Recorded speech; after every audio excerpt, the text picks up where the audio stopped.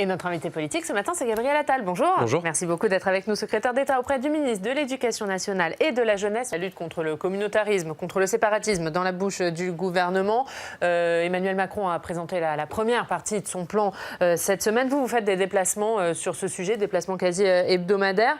Quel est l'objectif de vos déplacements? Et je crois que vous allez faire remonter des propositions au président de la République. Est-ce que vous pouvez déjà nous en donner quelques-unes? Moi, je suis secrétaire d'État chargé de la jeunesse et de la vie associative. Et c'est au titre de la vie associative que, effectivement, j'ai engagé une série de déplacements pour faire des propositions que j'ai faites au président de la République et au Premier ministre sur ce sujet-là. Parce que sur le constat, la vie associative, c'est pour moi aujourd'hui parfois un problème sur ce sujet et dans ces quartiers, et pourtant ça peut être une vraie solution. C'est parfois un problème parce que vous avez aujourd'hui des situations où, derrière le statut d'association de loi 1901, vous avez un projet politique qui est celui de l'islam politique, qui cherche à embrigader des enfants et des familles en se protégeant derrière le statut d'association de loi 1901, et ça c'est absolument inacceptable. Et donc il faut mieux encadrer, mieux contrôler et mieux sanctionner ces associations qui sont aujourd'hui noyautées par des personnes qui sont issues des frères musulmans, en tout cas qui ont un projet politique. Et puis, c'est une solution et une chance, parce que moi je crois profondément qu'on peut développer, qu'on doit développer davantage dans ces quartiers une éducation populaire du XXIe siècle, une offre alternative républicaine à ce qui est aujourd'hui proposé par ceux qui ont un projet d'islam politique. Et ça veut dire travailler avec les grands réseaux d'éducation populaire pour réinsuffler cette dynamique dans les quartiers. Ils y sont déjà présents dans un certain nombre, mais il faut travailler avec eux pour avancer davantage. Et c'est sur ces deux volets. Comment on fait pour mieux contrôler, mieux encadrer ces associations? C'est quoi vos propositions concrètes? Alors, j'étais dans une commune, dans ma série de déplacements, où j'ai vu très concrètement ce que c'était.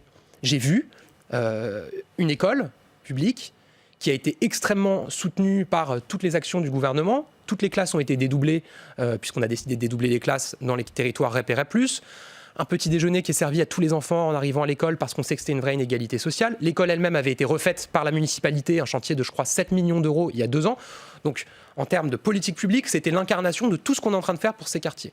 Donc, les enfants avaient toutes les raisons d'être bien accompagnés, d'être heureux, épanouis, émancipés dans cette école. Et pourtant, vous avez une association, loi 1901, qui fait prétendument du soutien scolaire, qui accueille 300 enfants le mercredi et le week-end.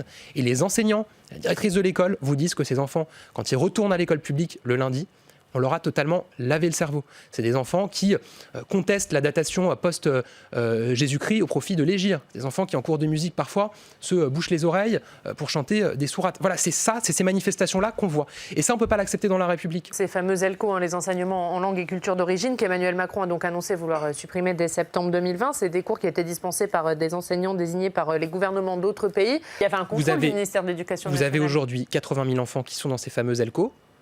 Et le ministère de l'Éducation nationale ne contrôle ni l'identité des professeurs qui sont détachés par ces pays d'origine.